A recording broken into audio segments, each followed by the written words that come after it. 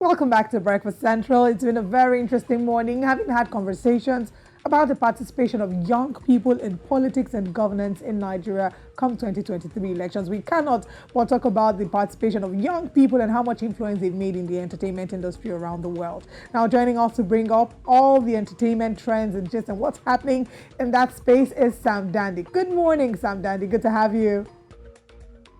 It's good to be here, of course. Good morning to you too. Good morning. Talk to us. What's Now, happening in the entertainment world? all right, now there's so much happening. First things first, an album is coming super soon, and it's super exciting.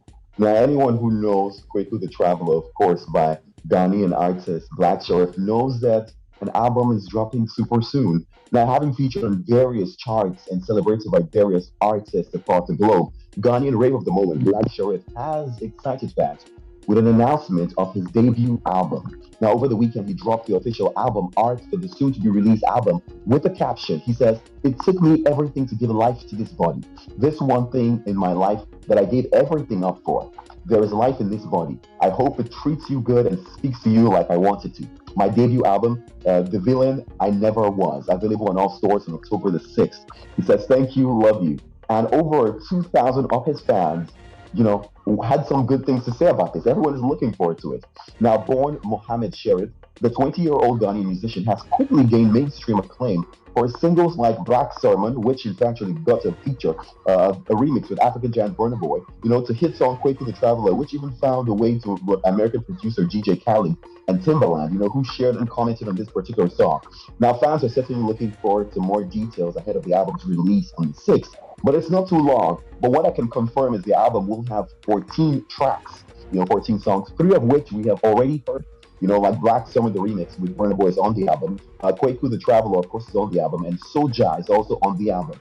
Now, with over several million streams on various platforms, all I can say is we wish the Ghanaian youngster the absolute best because we're looking forward to seeing how, all their songs in this body of work, of course, will be fire and we will love them. Hopefully, we can get more songs so we can all dance to.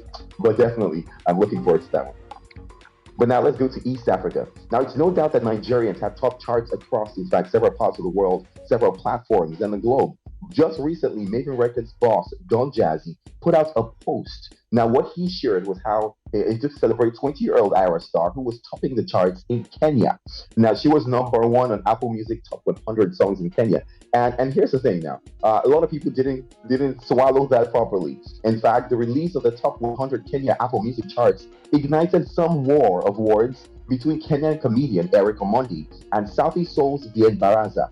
Now, the list saw two Kenyans appear only twice, while the Nigerian act dominated the list. There were 89 Nigerian, in fact, songs on that list, and there were nine Americans and only two Kenyans on a list that was supposed to be, of course, Kenya's top 100 songs.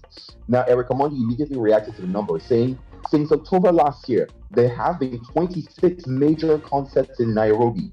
23 were all headlined by foreign artists. Only three were headlined by Kenyan artists, of which two, he says, I fought for with blood and sweat, almost literally.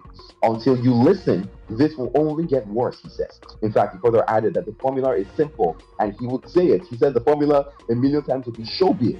Now, this is something that Eric Omondi has always kept saying because he's a comedian, and immediately Bien of Sauti Soul, he responded. Bien, of course, is multi-award winning from the group Sauti Soul, and he immediately said, questioning, of course, Eric himself, saying, "You know what? How much has he done in the laugh industry? To question the Kenyans for their music."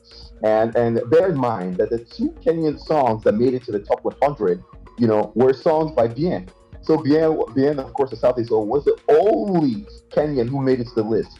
Now we understand. I know that they say there's competition in music and all of that, and it's quite a saturated industry. But is it Kenyan's fault? Is it anyone's fault that Nigerians are doubling and putting in so much work and they're dominating, the listing another country? I don't know. It's definitely not their fault. But we do hope they can stop fighting and agree, and in some way, actually impact the music industry to see it grow. Because we're looking forward to hearing more songs, and of course, there are musicians, great ones from Kenya or East Africa as well.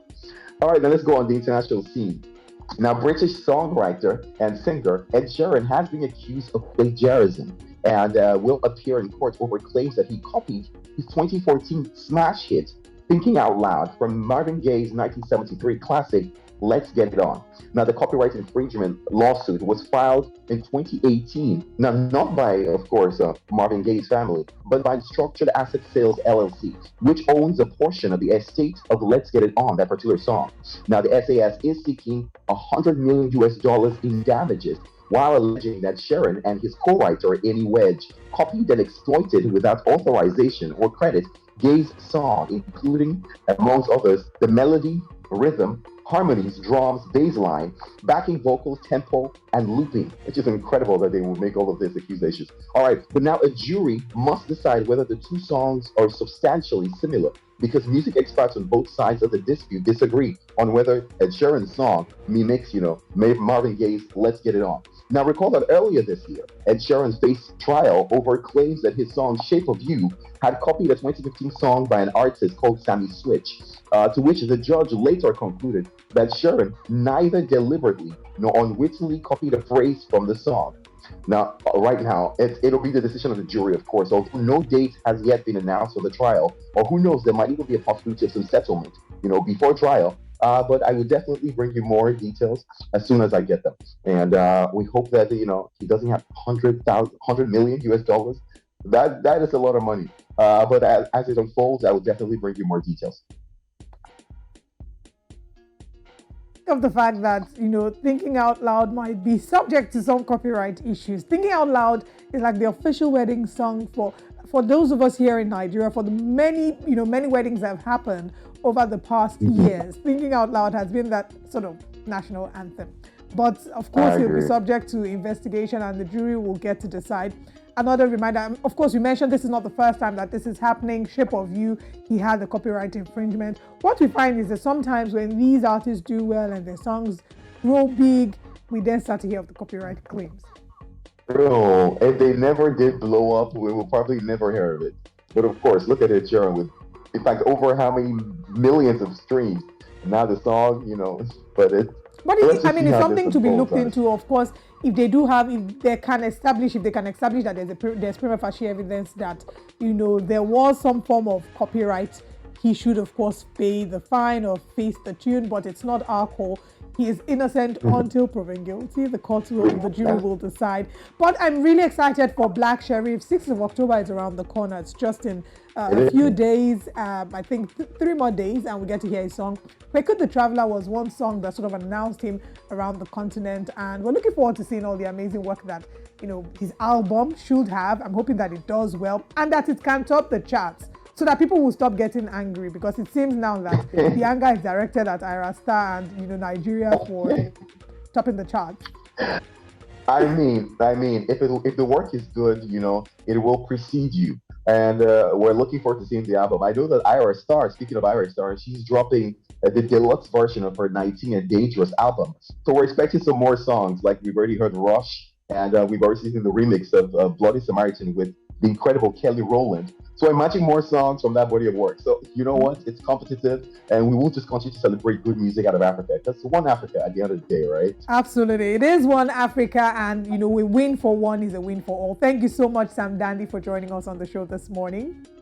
Thank you for having me. I like the fact that we're twinning on the green. We are. It's only the people that are pro-Nigerian that are wearing green on this show today. The rest can catch their soul.